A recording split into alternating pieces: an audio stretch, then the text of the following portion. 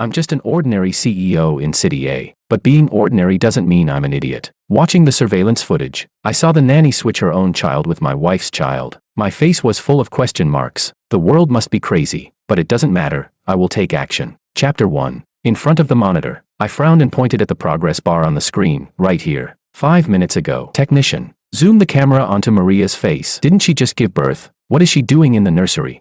Private hospitals charge for everything, but that's one good thing about them. The surveillance is plentiful and long-lasting. The footage had not only images but also sound, and it was crystal clear. The technician turned the volume to maximum, and we could clearly hear Maria's tearful voice. Baby, one day you'll thank mommy for securing you a bright future. Why should my child be born to live as a servant's kid? Heh. Looking at the paternity test result in my hand, I sneered. So Maria didn't know that in a private hospital, after a baby is born, there's also a paternity test. Not only had I arranged a paternity test to make sure the baby was definitely mine and my wife's, I had also decided to monitor the baby's situation every minute. I personally walked into the nursery, switched the 2 babies back, and took my daughter home. From that moment on, Maria treated my daughter even better than her own. In the years that followed, I kept Maria close so I could clearly see how she mistreated her own daughter, but I didn't stop her. If I hadn't been cautious, the one being abused would have been my daughter. Damn, if it were you, wouldn't you be pissed? Sometimes my wife couldn't bear it and would intervene. Maria, stop hitting her. That's when Maria would get even angrier. After hitting her child even harder, she would come to us and announce she was pulling her daughter out of the local elementary school to go back to the countryside. I knew she was probably afraid her child would grow up and not resemble her parents. Exposing her scheme, I agreed to her resignation. Let that woman go back to her hometown and abuse her own kid there. My wife looked at me, puzzled. I can't shake the feeling there's something between you and her. Did you secretly have an affair with Maria? Why does she always look at you like she has something to say?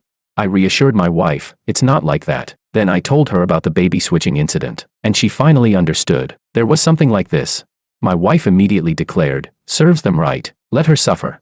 Chapter 2. After my daughter started kindergarten, her homeroom teacher began contacting me obsessively. Every photo my wife posted on her WeChat moments, the teacher would repost to her own moments. When she found out how wealthy I was, she even started sending me calculated, soft-spoken, flirty messages. Because my wife has her own company, she's busy at work, we're a dual CEO household. The teacher would often tattle to me, saying things like, your daughter's hair wasn't tied properly today. For the spring outing, you didn't prepare food, isn't mommy being careless? At a parent-teacher meeting, she even claimed that all of my wife's WeChat photos were stolen from her own moments. Then she posted on her moments, declaring that my wife should kneel down and apologize to her, and even said that I was actually her husband. My wife was instantly furious and ready to fight her on the spot. My wife is fierce, her family is just as wealthy as mine. Otherwise, how would we have ended up together? It's not like she's never been to the police station. She really would throw punches. I stopped her, reminding her that hitting someone could get her arrested. As a mother, she should choose a way to destroy someone emotionally instead. I suggested she post more flashy, luxury showcasing videos, and this time make sure to capture both her face and mine. The teacher went crazy with rage and accused her of making AI-generated videos. This time, the other parents weren't so gullible. I also added them as contacts and started posting daily photos of me, my wife, and our daughter as a happy family. The teacher completely lost face for a while and didn't bother us, but the peace didn't last long. The homeroom teacher became more unhinged, occasionally sending me revealing photos and using increasingly brazen language. My wife was so furious she couldn't help but add the teacher on WeChat to curse her out directly. The homeroom teacher said in a sly tone, the one who isn't loved is the real third wheel. Then she doubled her efforts to treat my daughter extra well. But my daughter is smart. Whenever the teacher got close, she would cry and scream relentlessly. Soon, the teacher's relatives came to us, saying that my wife had only given me a daughter because she couldn't produce a son. And since we hadn't had more children all these years, she should step aside and make room for someone else. I gathered all the evidence and sent it to the Education Bureau. The teacher was promptly fired, and the PDF file containing all her revealing photos went viral on Douyin. Her entire extended family ended up on trending searches, and my daughter's kindergarten life came to a smooth end. Chapter 3. After my daughter entered elementary school, I thought life would finally be peaceful. But during a corporate charity visit to an orphanage, a tax deduction move, one orphan saw me and quietly called out through tears, Dad. Damn it, you can't guard against everything. My daughter was instantly overwhelmed with pity for her. She turned to me with pleading eyes. Dad, can you adopt her, please?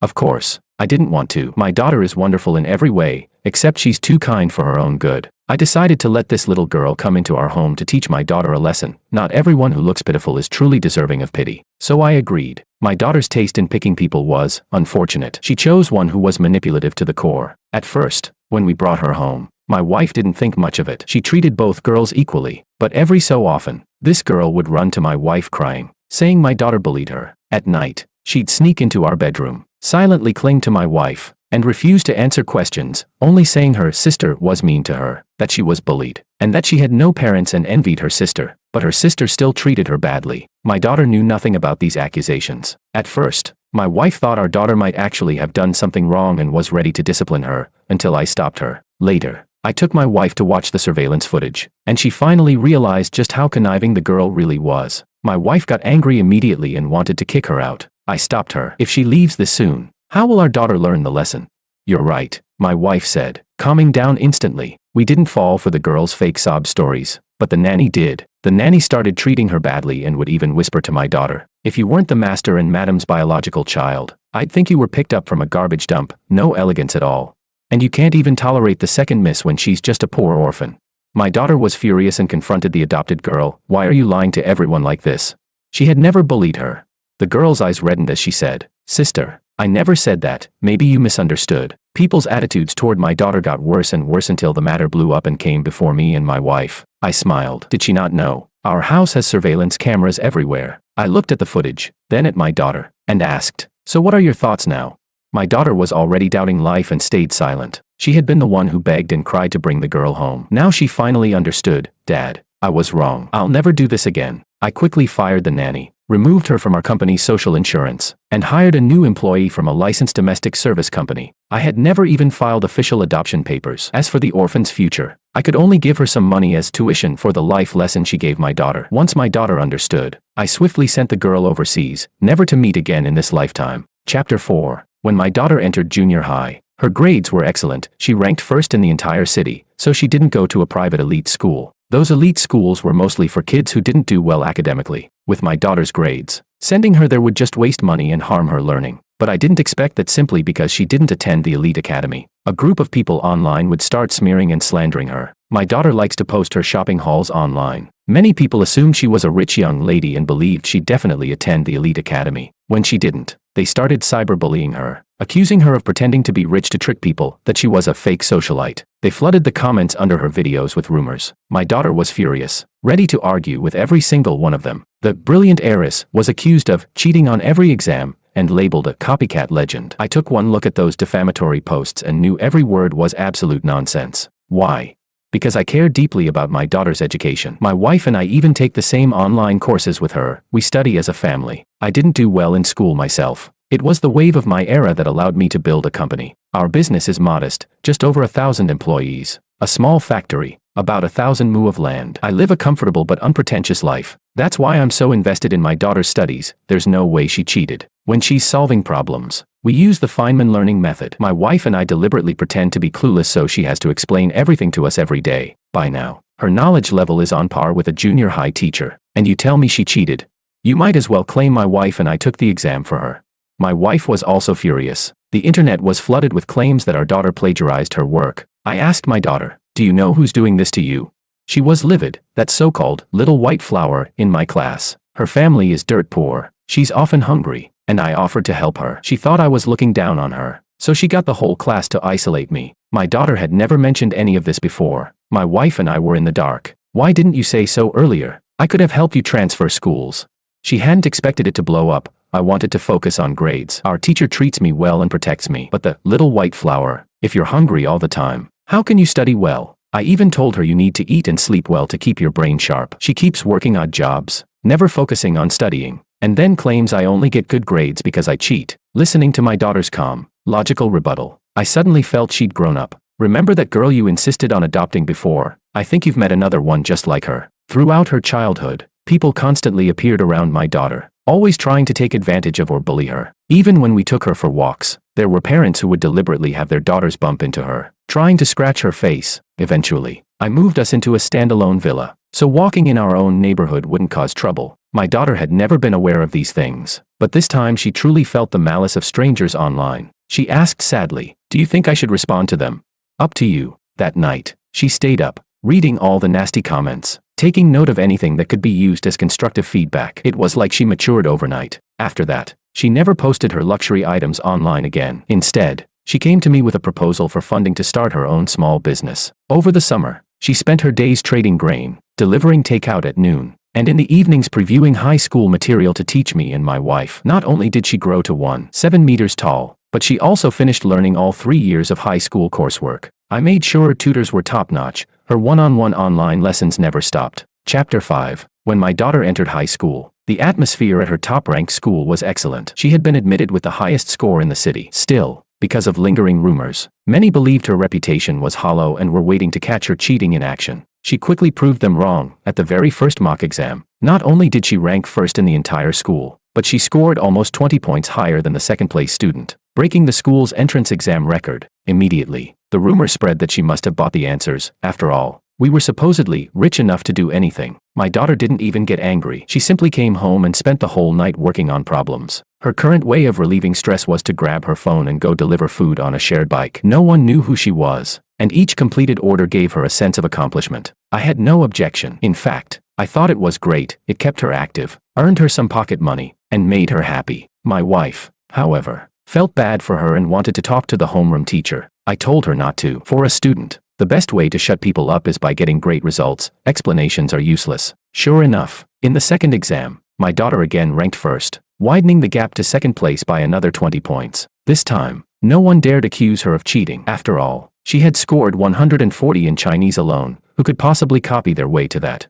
Most students in a top school are focused on learning. They're not fools. Seeing how good her grades were, more people were willing to befriend her. In this environment, my daughter's mindset improved a lot. Anyone who had bullied her before, she simply avoided. Those who had never badmouthed her, she would gladly befriend. She often told us, "Unite all forces that can be united." Honestly, my wife and I felt she was better than us. We could never do that. If someone bullied me, I'd give them the cold shoulder on the spot. But my daughter could face all that pressure and still greet everyone with a warm smile. If anyone crossed her bottom line, though, she would not hold back. One of the things I admire most is that she is more mature and wise than the two of us combined. She put in an enormous amount of effort before every exam. Life in a top high school didn't have much drama, but one day she came home and mentioned something about her food deliveries that immediately set off alarms for me. She'd found a shop that sold really great breakfast food, and she was planning to bring it for the whole school. I quickly stopped her. Food safety is a red line. If something's wrong with the food and people get sick, they'll blame you. What will you do then?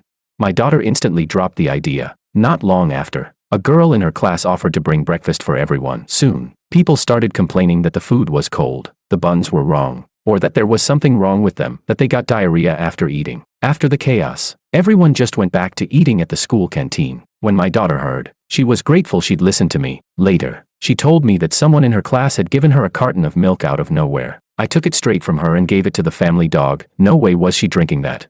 Anything randomly given to you at school, just hand it over to the dog, I told her. A few days later, my daughter said that a classmate had dropped out due to illness, and then mentioned that this classmate had suddenly been found eating bones off the ground. That made both my wife and me shiver. Another classmate even followed my daughter home, wanting to eat a meal with a golden spoon at our place. I sent him away at once, saying, "We have nothing to eat here." This was like something out of a TV drama, as if eating one meal with a golden spoon could swap lives with my daughter. And then, the neighbor's son became their daughter. It seemed like no one but the three of us noticed. My daughter also began to realize that there might be different kinds of things in this world. Chapter 6. In her final year of high school, there was a special admission program at Peking University. If my daughter participated, her required score for admission would be lowered. There was also a national mathematics competition. She entered and won a first prize at the national level. I didn't fully understand what that meant, but I was told that with a first prize, she could be admitted to the mathematics department at Peking University without even taking the college entrance exam. Still, my daughter thought she might as well take the exam anyway. At the same time, she had someone help her apply to Ivy League universities abroad, just as a backup plan. Over the years, my wife and I had gradually learned about short story incidents, real-life cases that felt straight out of online fiction. We realized that a lot of those storylines had actually happened to our daughter. So we did everything we could to give her multiple paths into Peking University. Otherwise, her college entrance exam results might get switched. My daughter didn't believe us at first. She thought we were just being paranoid. But on exam day, she finally saw we weren't crazy. The exam went extremely well for her. When the scores came out, however, her results had been switched to someone else's, showing 751 points.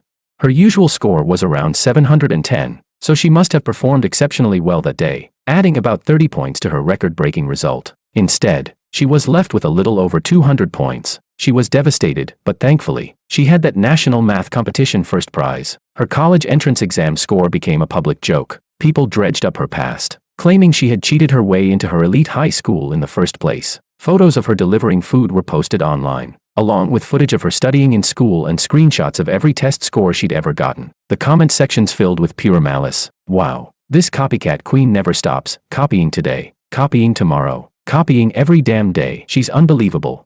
Exactly. Always had her phone on her during exams, but not for the college entrance exam. That's why she tanked. God, how can someone be so shameless, cheating her way to high scores without worrying about getting exposed? Some even photoshopped ugly pictures of her, claiming that she'd had plastic surgery because we were rich, and that the times she was absent from school were actually for cosmetic procedures. I was furious, but my daughter didn't seem angry at all. Her Douyin account suddenly flooded with comments. Her account had just been for fun, showing her food delivery runs. People had thought it was entertaining, but now they latched onto the narrative that she'd only scored 200 on the college entrance exam. Wow, the persona she built is insane. This pretentious faker, delivering food like she's so humble. But I won't even mention what she really does for fun. My daughter calmly waited for public opinion to reach its peak. Her story even made it into the news, almost to the point of being broadcast on CCTV. Then, she decisively posted her college entrance exam score from last year. It's important to know that last year's exam was even more difficult. She had actually taken the college entrance exam once already, back in her second year of high school, and scored a raw 719 points. Last year, she had qualified for the youth class program, but since it only allowed her to attend a specific university, she chose not to go. She posted her score report from last year with the caption, "Since you're all so good at digging up people's information, why don't you look at last year's score instead of just this year's?" Then she posted a photo of her national first prize in the math competition. Has it ever occurred to you that maybe I just took the exam for fun this year? That explanation clicked with everyone. It made perfect sense. A math competition winner might just sit the exam casually, answer a few questions, and end up with a couple hundred points. Not strange at all. Maybe she just went to have fun. And besides, last year's score couldn't possibly be faked. Now the internet was even more fired up. My daughter didn't realize the wave of traffic this would bring. The video showing her 200-point score got over 5 million likes. An estimated 100 million people had seen it. From this surge, she quickly gained 500,000 followers. But the comments under that video included more than 1 million insults. Even I hadn't expected my daughter to draw so much traffic, or to face such an overwhelming torrent of malice. I thought for a moment and said, why don't we go to the Peking University admissions office and have them explain for you? It's useless, my daughter replied. Even if they stop talking about my low score, they'll just say there was something shady about the math competition. No matter what I achieve, they'll claim it's because of my family's money, not because of my own effort. They'll believe everything just falls into my lap. Soon, representatives from the Peking University admissions office came to our home. Seeing her calm demeanor, they were actually impressed. Don't worry, they told her. We can issue an official statement explaining that you were admitted through legitimate channels, and that your scores are authentic and valid. But my daughter refused. No need. The only way to shut them up is to achieve something so real that it smacks them in the face. Chapter 7. That summer, my company had already gone bankrupt. Fortunately, I'd been smart enough to buy up all the land around the factory earlier. So now we were landlords, me and my wife as the big landlords, and my daughter as our little landlord. I took my wife and daughter to the capital. In the capital, my daughter quickly joined a research lab, and before long, we hardly saw her anymore. We'd still catch glimpses of her during weekend dinners, so we weren't worried. My wife and I had devoted our entire lives to raising our daughter, and seeing her living so well now, I felt every bit of it had been worth it. Her top score in the college entrance exam quickly reached Maria's ears. Maria traveled thousands of miles to the capital with her own daughter, originally intending to go to my hometown to find me, but failing. When she reached the gates of Peking University, I saw with my own eyes Maria drop to her knees and say, "Daughter, I shouldn't have switched you back then." Once again, my daughter landed on Douyin's trending list. I couldn't believe Maria still hadn't noticed that the skinny, dark-skinned girl beside her looked exactly like her. So this cheater is actually a fake heiress? Hurry up and get a DNA test. Look at their real daughter, skinny as a twig, not an ounce of care. This family is unbelievable. Is this going to be another one of those "you lost wealth, but I lost family" stories? I quickly dug out the paternity test results from back then. The ones showing my daughter was indeed my wife's and mine. I'd been careful at the time, printed copies, photos, even a web link stored. I hurried to give them to my daughter so she could post them on her account. The twist stunned everyone again. Maria's daughter's pitiful eyes might move some, but I cared far more about my own child, especially knowing that if I hadn't caught it in time, Maria had actually been hitting my daughter back then. My daughter's follower count kept climbing, but sometimes she felt it was more of a burden. After posting the paternity test, she deactivated her account and arranged to live on campus. Soon, a new military research project was assigned to her, meaning she probably wouldn't be interacting with outsiders anymore. It seemed my daughter was finally completely safe. Under the protection of the state, my wife and I were overjoyed. Since we already had money, we decided to spend the 4 years of her undergraduate study traveling all over China, even visiting several other countries. When we finally met again after she finished, she had become a graceful young scientist. Seeing her in a white lab coat was exactly how I'd imagined it. I was thrilled. She had grown taller, now about 175 meters, and carried herself with the sharpness of a dagger, an aura of intelligence and precision. She didn't wear glasses. The frames on her face were purely for show, I was sure. My wife hugged her excitedly. "Daughter, I sent you so many postcards along the way. Did you get them?"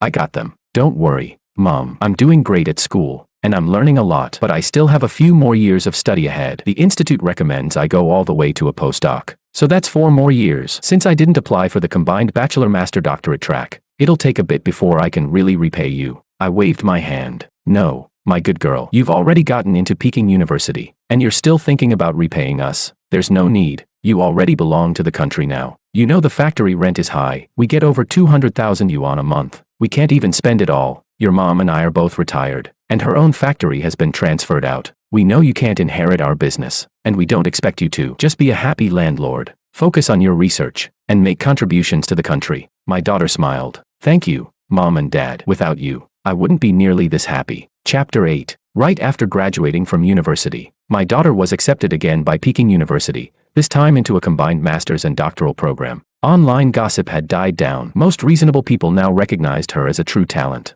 Then, a new wave of speculation began. Everyone wanted to know who my daughter's partner was. Not long after my wife and I arrived in the capital, a woman claiming to be my wife's best friend from ages ago came to find us. "I'm your best friend, don't you remember?" My wife stared at her blankly. She had absolutely no recollection of this woman. Beside her stood her son, Makoto, who looked at us impatiently. "Since we had a childhood engagement, let her marry into my Ito family. I, Makoto, will take responsibility for her." My wife and I exchanged a look. "Are you insane? Who said you were her best friend?" My wife guessed this was yet another case of our daughter's unusual magnetism at work. Now that she was of marrying age, hordes of people were sticking to her like glue. Good heavens.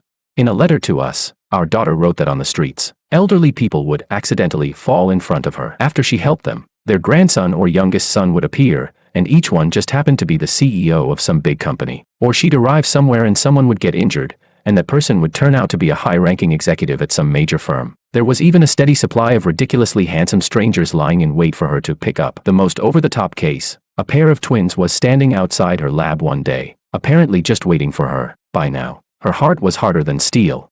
That said, it's not like she had no feelings for anyone. She got together with a boy she knew from high school, a boy who had scored his way into Peking University on raw talent. Both my wife and I were supportive. My wife found the boy more and more likable. Me, the more I looked, the less I liked him, but I knew this was the best choice for my daughter, and we had to respect her decision. He and my daughter chose the same major and entered the same research institute. They had always been in a senior-junior relationship at work and kept working together. Before 2 years had passed, when my daughter had just reached the legal marriage age of 24, he took her to register their marriage. She never told us beforehand, though of course we wouldn't have stopped her. Maybe it was because of the marriage, but all the strange, chaotic events stopped happening around her. My wife's eyes turned red with tears as she looked at our daughter, who had acted first and informed us later. "I don't understand. You could have told us. We wouldn't have stood in your way." My daughter admitted she had been afraid we wouldn't approve because the boy's family was poor. Chapter 9. Suddenly, I remembered the story from when my daughter had felt sorry for that orphan. Maybe she had been deceived again. I looked at her and asked, "Do you remember that girl from when you were little, the one who came to live with us?"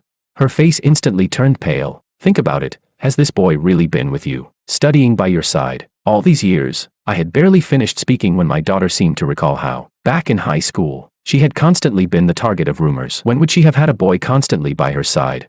And after joining the lab, every project had been entirely her own work. Yet, in the end, 2 names appeared on the papers. Because his name came first alphabetically, he was listed as the first author. My daughter suddenly realized something was wrong. She looked at me and said, "Dad, what if I've been tricked?" but I've already registered my marriage. It's fine, we'll go to the state. That time she'd supposedly scored 751 on the college entrance exam. The official explanation was a statistical error, but in truth, we had gone to the state for help. This was how she'd been placed into a top-secret national research lab. Plenty of people had wanted to dissect her, but the state refused, shielding her and arranging both her work and her studies. After we reported the situation, the authorities investigated. They found that this boy had, quite literally, appeared out of thin air. Everyone around seemed to remember him, but there was no trace of his real-life existence. When they went to his home, they found nothing. It was completely empty, as if the person had never existed at all. My daughter broke down crying. From that moment, I realized she still needed a partner who genuinely loved her. I encouraged her, why not try again? Maybe there's someone around you you've never noticed, someone who's been quietly admiring you all along. She didn't answer. I guessed she was deeply hurt. Someone who appears from thin air is not real companionship. She seemed to realize it too. Dad, am I so lonely that someone like that had to appear? Sometimes I wonder if I'm dreaming. Why would the heavens treat me this way? I looked at her with a heavy heart. I don't know, but your mom and I will always be with you. We'll support you forever. Dad. Mom. I'm worried that even you aren't real. When she said that, something struck me. She might be right. Maybe my daughter is the only real living person in this world, and the entire world exists only to revolve around her. Chapter 10. Host detected to be awakened. Do you wish to exit this world? My daughter looked at me with unstoppable tears. Dad, so you were already dead, just living in a copy that I had configured myself. Willow removed her virtual reality glasses, and the boundary between the virtual and the real became clear again. The 22nd century is an era completely dominated by technology. Willow was born in the poorest suburbs, yet possessed extraordinary talent and business instinct. She went from having absolutely nothing to having everything, thanks not only to luck, but to 120,000% effort. The people in this world lived in emptiness. The upper class monopolized 99% of the resources, yet found no spiritual meaning. Taking advantage of this, Willow developed virtual reality glasses that earned her an immense fortune. Her invention allowed people to live, in a virtual world, different lives in which they themselves were the protagonist. The meaning of technology doesn't end there, she said, stroking the holographic projection of the laboratory. It's not just about finding happiness in a virtual world, but also about making the real version of oneself better. In the corner of the table, a yellowed paper photograph was protected by a frame, the last image of her parents while alive. When her fingers brushed the frame, the holographic projection automatically triggered childhood memories, a little girl in patched clothes, lifted in her parents' arms. What my daughter didn't know was that my digital consciousness had also arrived in the real world along with the system. Although my body had long since disappeared, seeing all that she had achieved allowed me to finally dissolve in peace. And even if I am not your true father, my daughter, we have always loved you.